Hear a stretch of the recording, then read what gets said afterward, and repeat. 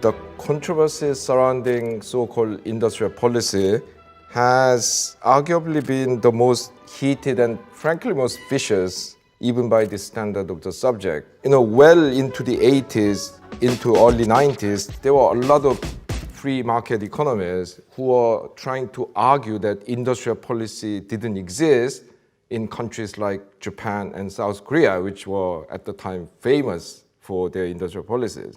Bella Balassa, one of the leading free trade economists, he's saying that the Korean government really didn't do much industrial policy other than one or two sectors like steel. And basically what it did was to provide general infrastructure and a good business environment. Now, this was very easy to falsify. If you flip through the financial press, I remember reading this Financial Times article in the late 80s saying that South Korea is arguably the most planned economy outside the Soviet bloc. Despite that, serious journals were publishing articles making this kind of assertion, only because this was ideologically more comforting for the mainstream. It's a bit like, a bunch of Korean scientists started suddenly arguing that it rarely rains in England. And somehow English scientists had to take this seriously and argue against it. Some economists like Justin Lin, the former chief economist of the World Bank, Danny Roderick, Ricardo Hausmann, these economists have started to use neoclassical theoretical tools to justify at least certain forms of industrial policy. So industrial policy has become more acceptable to the mainstream.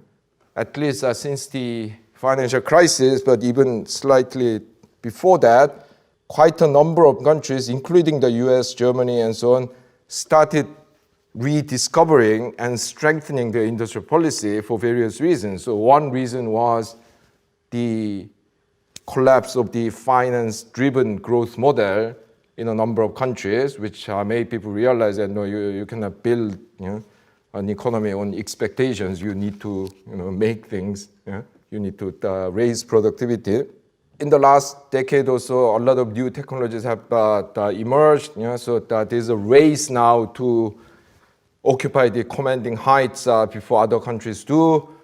So artificial intelligence, green technologies, biotechnologies. There has been a recognition that you really need to do something to cope with the rise of China. China is still, relatively speaking, a poor economy. The per capita incomes, not even $10,000. There are many very backward parts, economically speaking. The overall level of technology is quite low, but it has been rising very rapidly, and in some areas like nanotechnology and solar panels and so on, it is really threatening the leading countries. So a lot of countries are now waking up to the fact that actually we need to do something about this and we need more proactive government intervention. Befitting the status of the most controversial topic in economics, even the definition is subject to debate. So one debate is, what is the object of industrial policy?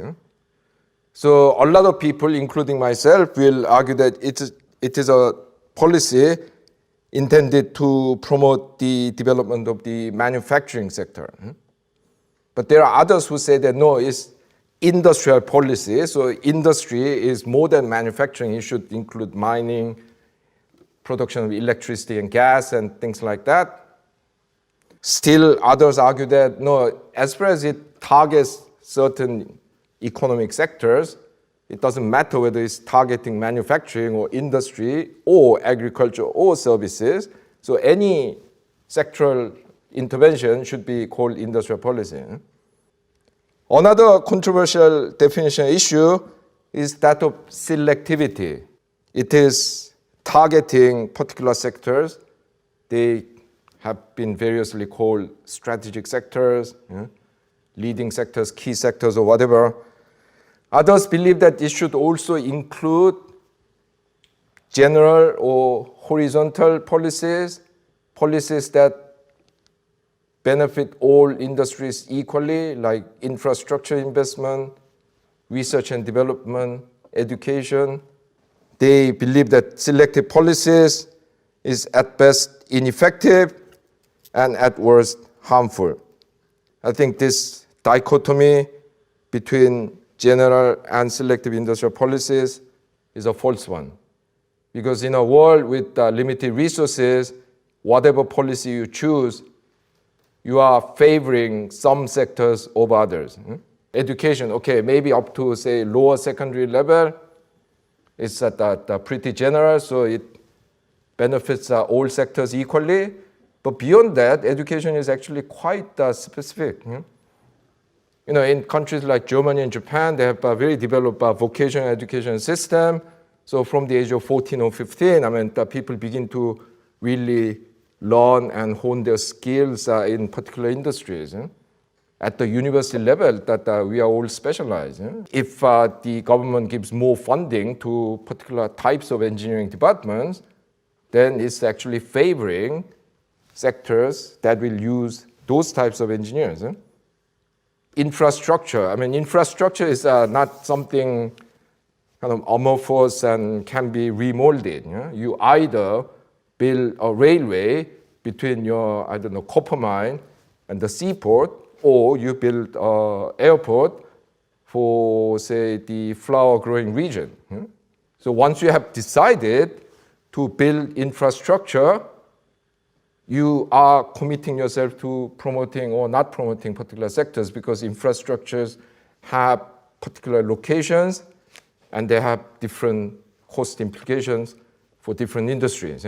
Airport will be no good for copper mining at the region, because you cannot export copper with airplanes. Whereas if you are growing flower, if you are growing fresh fruit, that could be crucial. Industrial policy is always selective. The question is, what do you choose? It's simply not true that you can have this general policy that will even-handedly affect everyone. In the 18th and early 19th century, Britain was the most protected economy in the world. Between the mid-19th century and the Second World War, the US was the most protected economy in the world. A lot of countries that had the regulations on the foreign direct investment and so on and so on. So it is not as if industrial policy ended in these countries with their economic maturity. Industrial policy continued. Yes, protectionism came down after the Second World War. Before the Second World War, tariff levels were really high in many countries, 50% in Britain, and even the relatively low figures can hide a lot of the selective protection. So, for example, Belgium might have had 9-10% average industrial tariff rate in the late 19th century, but some sectors like iron were getting 60% protection, textile was getting 80% and so on. So anyway, protection was very high until the Second World War, but then it started coming down. Note that basically it was only in the 70s that the levels of industrial tariff in today's rich countries reached the level that developing countries have today. Since the World Trade Organization was established in 1995, there has been, the quite serious trade liberalization in developing countries, and today their average industrial tariff is about 10%, but that's the level that today's rich countries reached only in the 1970s, by which time they were actually a lot wealthier than your average developing country today. Moreover, the decline in tariff protection was also accompanied by increase in the range of industrial policy measures that is used, and especially between the 1950s and the 1980s, many rich countries like France, Japan, Austria, Norway, Italy, Finland used strong industrial policy. So all these countries, first of all, heavily regulated foreign direct investment in order to promote domestic firms, especially Japan and Finland virtually banned foreign direct investment until the 1980s. all of the above-mentioned countries, except for Japan, used state-owned enterprises in strategic sectors. So until the 1980s, for example, France and Austria had two of the largest state-owned enterprise sectors in the non-socialist, non-oil producing world. At the time, their state-owned enterprises were producing 13, 14, 15% of GDP.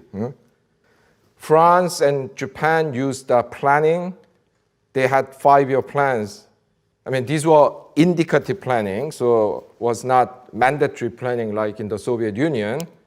But this was a serious attempt to, first of all, provide a vision for the future shape of the economy by announcing priority sectors, the kind of the financial and other supports that the government is going to give to them, how these priority sectors are going to relate to each other and with other sectors. And yeah, I mean, it was the planning in a very serious sense. Yeah? Germany and actually parts of Italy had many regional governments that used industrial policy to promote small and medium-sized enterprises in the region. Yeah? So they used banks that they own. I mean, many of these regional governments had public banks to provide affordable long-term finances to small and medium-sized enterprises in the region. They work with local industrial associations to promote cooperative arrangements to supply inputs that are too expensive to be provided by individual firms, like research and development, export marketing, and worker training. Yeah? When you have relatively small firms, I mean, things like especially R&D and export marketing, which have a lot of fixed costs, a lot of upfront costs, are very difficult to provide. The United States may pretend that at least after the Second World War, it has had the little industrial policy, but actually it has had one of the strongest industrial policies in the world. Only that it is not called industrial policy, it's called R&D policy. So almost all the sectors in which the US today has the international technological leadership were initially developed by the US government, usually US military. So computer was initially developed by Pentagon, internet later was developed by the Pentagon. Semiconductor was initially almost entirely financed by US Navy. My colleague Mariana Mazzucato has become famous for writing this article showing how just about every single piece of technology, the microchips, GPS system, touch screen and so on, contained in modern mobile phones were initially developed by US military research. Especially during the Cold War, between the 1950s and the 80s, the US federal government financed between 50 and 70% of total national R&D, depending on the year, and the corresponding figure in state-led economies of Japan and Korea were only about 20%. Yeah? So who is actually state-led? Yeah? The US government has an enormous influence on the evolution of its industries through these research funding programs. I mean, even today that the ratio has come down, but even today it's at around 40%. Yeah? The ratio is still 20-25% in Japan and Korea. Yeah? Other countries were slightly different because they all had different conditions. So for example, Thailand and Singapore had huge state-owned enterprise sectors. I mean, Korea's state-owned enterprise sector wasn't small. I mean, it was about 10% of GDP, which is about international average, but in the case of Singapore and Taiwan, these were much bigger. Singapore still produces 22% of GDP with, through state-owned enterprises. The corresponding figure for Taiwan is 16%, but it was higher in the earlier period when the private sector was less developed. Like Japan, Korea, and Taiwan were overall very hostile to foreign direct investment, although in some sectors, labor-intensive the export-oriented manufacturing, like garment, shoes, mainly trainers, stuffed toys and things like that, they were open to foreign investment, but in general, they regulated foreign investment very heavily. Singapore and China are a bit different because they use foreign direct investment a lot more. So in the case of Singapore, they very carefully identify sectors through industrial policy planning that they want to attract foreign firms to. And then they go out and seek partners, and then they talk to them and ask them, what do you want if that we want you to come and run your business in our country? Recently, Singapore built the second airport in a country with very little land in order to host aircraft maintenance industry. I mean, this was not a random act because in Singapore, 90% of the land is owned by the government. Once they built that, aircraft maintenance companies came, and then Rolls-Royce relocated its aircraft engine research division to Singapore. It's a very different form of FDI attraction than what we normally think is needed. China has had fewer legal restrictions on what foreign companies can do compared to Japan, Korea, or Taiwan, but it very cleverly used its strategic position to do this informal bargaining. But what it does is, being, well, A, one of the biggest markets in the world, and B, a country with, at least considering its level of general technology, very well-trained workers, and good infrastructure, it uses that attractiveness to do this informal bargaining with foreign companies. So give us more technology, train our workers, hire more local managers, source more locally. It's not written in the law, but the attraction of the Chinese economy as a site of production and market is so large that a lot of companies have said, yes, that we'll do that because we want to work with you. Well, finally, as for the industrial policy in non-East Asian developing countries, the period between the 1960s and the early 80s when developing countries used a lot of industrial policy, this is frequently condemned by mainstream economists as a period of misguided industrial policy called ISI, or import substitution industrialization. What you have to realize is that economies in Latin America and Sub-Saharan Africa have done much worse since they adopted neoliberal policies and abandoned industrial policy in the 80s. Most countries in these regions have experienced what is called premature deindustrialization, which means that your manufacturing industry goes into decline even before you fully industrialize. Also, it is important to note that there have been cases of successful industrial policy, at least in relation to some sectors. Brazil developed civilian aircraft industry initially as a state-owned enterprise and privatized since the 1990s. And this is now the third largest aircraft manufacturer in the world. A lot of regional airlines in the United States fly the planes made by Embraer. Malaysia has had significant success in electronics industry and the palm oil processing industry. The garment sector in Ethiopia in the recent period has been a bit of a success, although it's slightly too early to tell. Very surprisingly, Uzbekistan has had quite a bit of success with the automobile sector by emulating Korean-style industrial policy. So, okay, I mean, these are relatively the minority of examples, but it is not true that everything that other countries did were failures.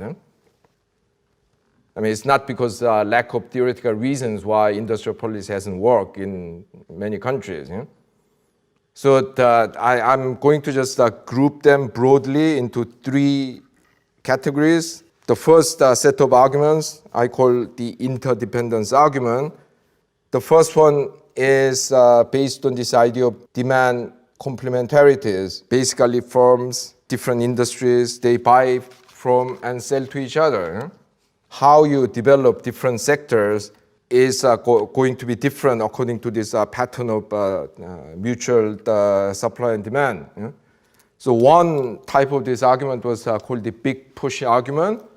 When you are trying to develop an industry in a backward economy, you basically have to develop the related industries together, otherwise they will not succeed. So for example, if you are trying to build an automobile factory in a country full of rice farmers, okay, maybe you can make the car, but who are you going to sell it to? I mean, there are all these poor people. And where are you going to get the inputs for the car? You need steel, you need glass. Basically, the idea is that, yes, therefore you develop all these different complementary industries together, and then they can buy and sell to each other. Workers working in steel factory, unlike rice farmers, will have money to buy a car. The steel factory can sell to the car company. The car company can sell trucks to the steel company, and so on. So Albert Hirschman, thinking along a similar line, however, had a different view. He said, it's not as if all sectors are equally impactful on other sectors. There are some industries, like automobile, which buys from a lot of other industries.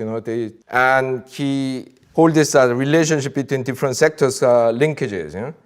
So you build the automobile factory, and then it generates a demand for steel, glass, rubber. It then also supplies to other sectors like retail, logistics. And the indicative planning exercises of France, Japan, and Korea are the best examples of industrial policy based on this logic, because they were planning the economy on the basis of what if we want to develop this sector, do we need to develop other sectors together, develop the steel industry first before you, develop machine tools industries. And then, of course, there's the familiar externality arguments. The classic example is the government promotion of activities that generate positive externalities, like R&D and training, whether through subsidies or regulations. R&D policy of the United States is the best example of the industrial policy based on the externality arguments. More recently, economists like Lin and Roderick have developed this idea of information externality, which means that when a firm enters a new industry in a country with no prior experience in that industry, that firm actually generates information about that industry that can be used by other firms before they decide to move in or not to move in.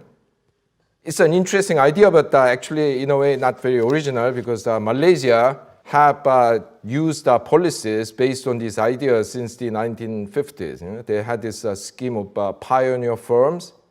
So if you are entering a new industry, you are given extra subsidies. Thirdly, you have arguments based on the need for the coordination of competing investments. This is an idea that is not really recognized in the mainstream literature, but was very important in industrial policy of especially Japan and Korea. The idea is that if competing firms simultaneously invest without knowing the other firm's plans, there could easily be overinvestment. Now, in textbook economics, this isn't a problem, because if something doesn't sell, you immediately switch to something else. But in reality, machines are dedicated, workers are at least partly dedicated, so you cannot, say, invest in, making the automobile and then realize that the demand is not enough. It basically means scrapping the machines and firing workers that you originally hired to make automobile. So industrial policy makers in Japan and Korea were very concerned with this, which they call excessive competition. So they did two things to deal with this. One, ex ante planning. So they had this licensing system and said, if you want to invest in automobile or some of the more important sectors, you need to get government permission. And the government will look at the investment proposals and say, no, actually there's going to be too much you should invest that this time around. Maybe 5 years later, when we do this exercise again, we'll let you have priority. Yeah? And then we move on to the capability arguments. The first of these is, of course, the infant industry argument. The argument that governments of relatively backward nations need to protect and nurture young industries of their own before they can grow up and can compete with leading firms in the world market. This logic, of course, has been used by virtually all countries throughout the history of capitalism. Another class of capabilities argument is arguments for regulation of direct import of technology, either through technology licensing, basically getting a license from a more advanced company to sell you the technology, or through foreign direct investment. And basically, many governments have regulated this process to ensure that once these technologies come, you also develop the capabilities to use them productively and at least make incremental improvement. Yeah? Unless you do something about the technological capabilities to use these technologies properly, what happens is that you import technology basically on a so-called turnkey basis. So everything comes ready. You just turn the key and it runs. Unfortunately, things go wrong. Unfortunately, things get outdated and you don't know what to do except for calling the original company, and they'll charge a lot of money to solve your problem. Some countries like Japan, Korea, Taiwan, they directly regulated technology licensing. So they would say things like you cannot pay more than 3% of your revenue as the licensing fee, or they might say that this technology actually looks outdated, you cannot import it, and so on. And finally, the policies that I said were frequently used by local governments in Germany and Italy and the national government in Taiwan to help them accumulate capabilities. Because without R&D, without technical consultancy provided by a government agency at a subsidized price, how are these small and medium-sized enterprises going to raise their productivity? And then we have a set of arguments which I classify under risk and uncertainty. In many countries, governments set up financial institutions to provide long-term financing for investment. Typically, these are known as development banks, KfW in Germany, KDB in Korea, JDB in Japan, BNDES in Brazil. But these development banks will give you very often subsidized loans for 3 years, 5 years, sometimes even 10 years. The government can also set up state-owned enterprises if no one was willing to do it. The South Korean government had this idea to build a steel mill back in 1965, and it tried to get financing from foreign donors. And the World Bank, which was at the time advising these donors, said that this is insane. Korea, it's got income less than 5% that of United States. It's got very little capital, a lot of labor. It should concentrate on labor-intensive industries, and it wants to build a steel mill. The country doesn't even produce enough raw material. Please don't give money to them. You go against that received economic theory. You don't even produce raw materials. You want to set it up as a state-owned enterprise and appoint an ex-army general as the CEO. What more do you need to fail? Well, they managed to build this enterprise with money from colonial reparation from the Japanese, and by 1973 it went into production. By the mid-1980s it became one of the most efficient steel makers in the world. It was privatized in 2001, but mainly for ideological reasons. It was making a lot of money still.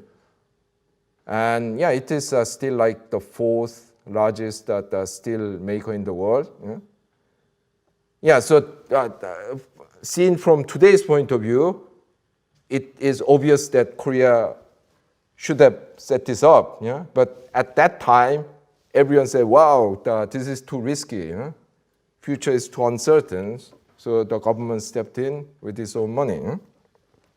Secondly, the government can help firms and industries restructure themselves in the face of big changes beyond their control, financial crisis, dramatic technological changes, rise of China, what have you. In the 1970s, Volkswagen, the German auto manufacturer, got into trouble.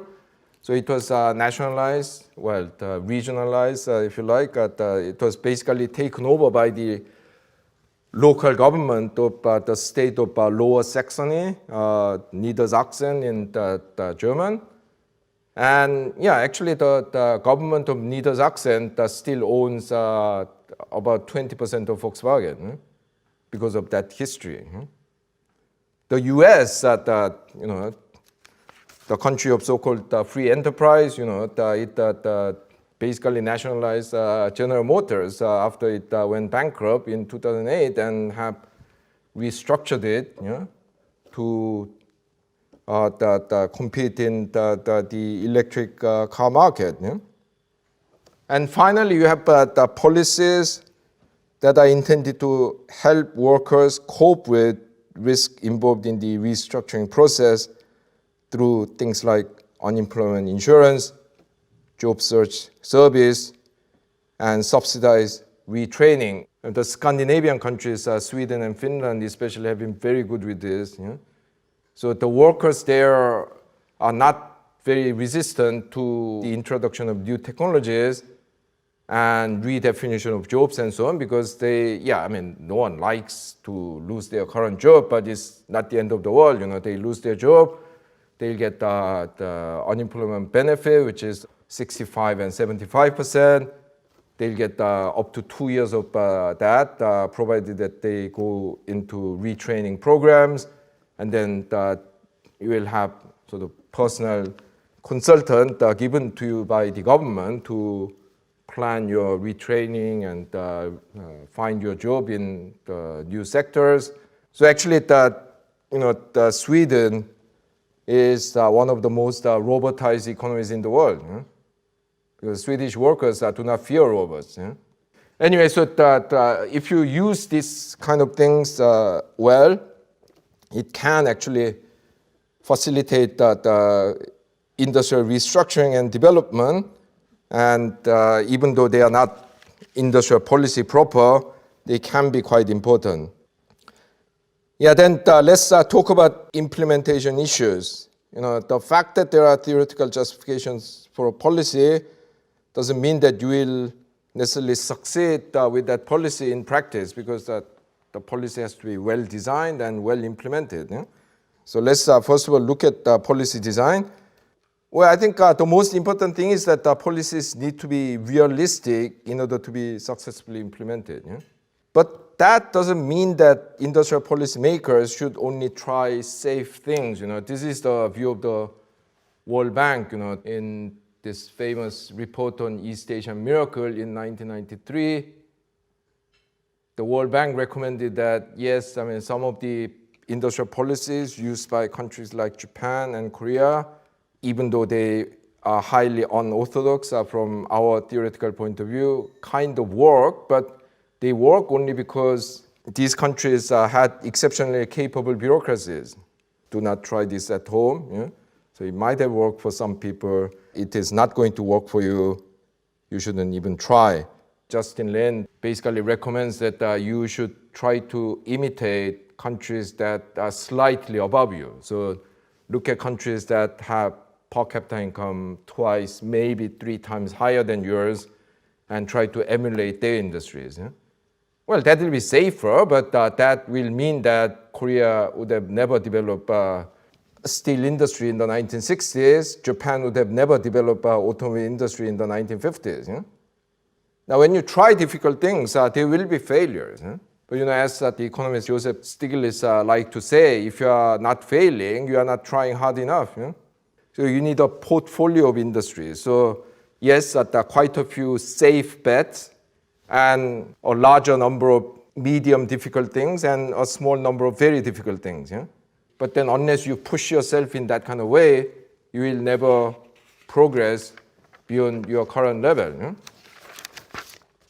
Also, industrial policy constantly needs to be updated and adapted to changing conditions. Conditions change all the time. The world economy changes, new competitors emerge, new technologies emerge. Yeah? And also, you might have had some projection of the future development of the, say, industries and firms receiving your support for development, but then they may have been mistaken. Yeah? Maybe they are growing much more quickly than you had thought was possible, and then you should curtail protection, push them more aggressively into the export market. Maybe they are not doing as well as you thought they would, and then you need to look at it closely. Is it because there was some unforeseen circumstances that were beyond their control, or was it because these firms are getting lazy and that kind of living a comfortable life behind the walls of protection? So you have to constantly watch how things are evolving and adapt. Yeah? And then there's the question of political economy. First of all, successful industrial policy needs to have the right political base. It is well known that powerful landlord class, as you see in Latin America, tends to be against industrialization. Yeah? It's not just the landlords that some countries in the recent period have suffered from the excessive power of the financial class. Brazil and South Africa are the best example. Since mid-1990s, for various historical and political reasons, these two countries basically adopted this policy favoring the financial sector over the manufacturing sector. And they have consistently had real interest rates running into 10, 12%, which makes investment impossible. The average profit rate of non-financial corporations across the world is between 3 and 7%. Yeah? If you have to borrow at 10% real, you cannot borrow. Yeah? Because you're not going to make enough money to repay it and still have some money left. Yeah? In the late 1980s, depending on exactly which statistics you look at, the manufacturing sector produced somewhere between 30 and 35% of Brazilian GDP. Today, it's not even 10% and falling. Yeah? Because when you go and talk to capitalists in Brazil, they say, how can we invest and export? Yeah? We have to pay 10, 12% real rate to borrow money. Our currency is overvalued at least by 50%. Our exports are not competitive. Yeah? But that does not mean that a country's political economy is completely determined by its history, because you can always build new political coalitions. Eh? Let's talk about the United States. The northern manufacturing states and the southern agrarian states were all the time at daggers with each other about protectionism. Yeah? So sometimes the northern states managed to impose higher rate of protection. When the southern politicians become stronger, they pull down the protection. Finally came to a head when Abraham Lincoln, the first Republican president, actually, the Republican Party set up just before Lincoln's election, made this bold move to offer free distribution of public land to settlers in the West. Yeah? So the Western states had always vacillated between the North and the South. Finally, they were fully allied with the Northern states, and Lincoln could win this. Yeah? And the war settled the thing in favor of the North. And since then, the U.S. became even more protectionist, started investing a lot in infrastructure, education, R&D. That was the critical turning point in the US history. In Germany, when Bismarck initially ruled Prussia, Prussian politics was dominated by these landlords called Junkers. When he unified Germany, he, of course, had to listen to these Junkers, but he also realized that he needs to provide protection to these newly emerging heavy and chemical industries. The Junkers were not going to accept protection for these industries. So he came up with this the idea of what later became known as the marriage of iron and rye. The Junkers were mainly producing rye. He wanted to protect industries like iron. So he said, okay, we are going to protect both of you. The Junkers get protection from new agricultural imports from the US, Argentina, Russia, which were just beginning to flow in with the development of steamships and railways. Well, in return, we'll also protect heavy industries. That, at least for a while, worked very well, and and Germany took over the UK as the supreme industrial power. In Latin American countries, this period of the quite impressive industrialization between the 1930s and 50s were made possible because some of these politicians, like Getulio Vargas in Brazil, Juan Perón in Argentina, and Cardenas in Mexico, they built this new political coalition of urban capitalists and workers against the landlords.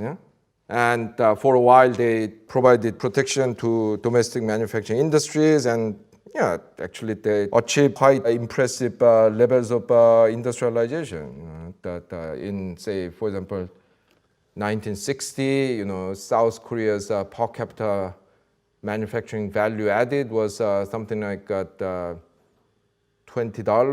That in Mexico was 140. That in Argentina was over 200. The East Asian countries, Japan, Korea, Taiwan, they had land reform that got rid of the landlord classes soon after the Second World War. And then they had these regimes dedicated to industrialization, which basically repressed the financial sector. While it lasted, basically the whole economic policy was geared towards the industrial sector rather than agriculture or finance.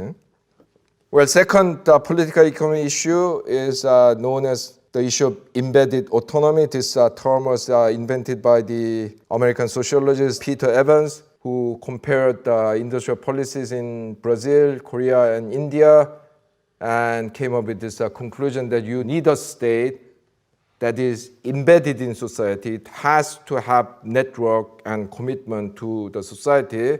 It cannot be kind of made up of this elite who are not really interested in developing the domestic economy and society. But this state also needs to have autonomy. It has to be able to override sectional interests of certain groups of capitalists so that they can restructure the economy, push it into new sectors, raise productivity. Successful industrial policy requires pragmatism. It is the countries that have shown flexibilities in the tools they use that were more successful in achieving their ultimate goals. Most extreme example is Singapore. 90% of land in Singapore is owned by the government. 22% of GDP produced by state-owned enterprises, including the famous Singapore Airlines. 85% of housing is supplied by the government-owned housing corporation called the Housing Board. So, it's an extreme example of a mixture of socialism and capitalism. On the one hand, you have free trade. On the other hand, you have the 90% public ownership of land. So I think this pragmatism is quite important because a lot of policymakers become very ideological, and they try to stick to that ideology while the world is moving on and you are not adapting to the changes in the world. And then we come to the issue of implementation capabilities. Effective policy implementation requires capable people, but unlike what most people think, this doesn't mean hiring more economists. For example, when the World Bank, the IMF, when they do capacity building program for policy improvement in developing countries, their idea is basically to send people to Harvard and Oxford to get a degree in economics. Well, let me tell you, the public officials that were behind the so-called East Asian miracle were largely not economists. In Japan, they were almost entirely lawyers. In Korea, there were more economists, but they had very high proportion of lawyers and some engineers. In China, in Taiwan, they are mostly scientists and engineers. And what little economics they knew were not free market economics, not neoclassical economics. Especially in Japan, there's a very strong influence of economists like Marx, Friedrich List, and Joseph Schumpeter. So they operated with these ideas. Basically, what makes successful policymakers is different from what makes successful economists. These people, they need to know some economics, but they need to have general intelligence, the ability to learn, skills to manage complex projects, and the ability to maintain organizational coherence. What the qualities that are required for good policymakers is not the knowledge of economics. Also, you have to remember that administrative capabilities are not simply possessed by individuals, but also by organizations. So what kind of command structure do you have? What kind of institutional routines you have? How you keep institutional memories? What kind of records and archives do you have? How do you rotate people between jobs so that you do not become silos? How do interdepartmental coordination happens? These things are far more important than what economists usually think. And finally, you need to design good incentive system for the recipients of industrial policy supports. They need to be rewarded and punished according to performance. There are many cases where the government only gave support and never punished non-performers. The old regime in India is a classic example. You had all these infant industries not transitioning into becoming adult industries, but sick industries. So you don't grow up, and then you are under protection for 30, 40 years, and you cannot survive without protection. So that's a clear failure of the incentive system for the recipients of your support. Of course, you need state with embedded autonomy. It has to be a state that is not hostile to business. It has to understand the business world. It has to have channels to discuss things with the business sector, but not beholden to it. Because sometimes you have to make tough decisions and say, well, you had all this support, nothing has changed, we are going to cut this. If you can announce the targets, if you can announce the performance indicators, and if you can announce the measures that you are going to take if things fail to go in the right way in advance, it becomes more difficult to manipulate them through lobbying. So that was the function of these 5-year plans. That was the function of so many industrial policy documents, white papers, green papers, whatever, research outputs from government-related research institute produced in countries like Japan and Korea. And I think one last comment is that the discussion in this lecture shows how the real world is much more complex than economic theories acknowledge. It also shows how economic theories are often behind real-world practices. This supposedly new idea of information externality. That had been practiced in Malaysia for the last 50 years. With some mixed success. And it also shows how real-world successes in economic policies have often been made without the contribution of economists. Some may even say that because there was no contribution from economists. Now, I don't want to end this lecture in a negative way by suggesting that economics is useless, but looking at these real-world examples and analyzing different success cases, you have to recognize the limitations of abstract theories and be more humble about what you can tell other people to do.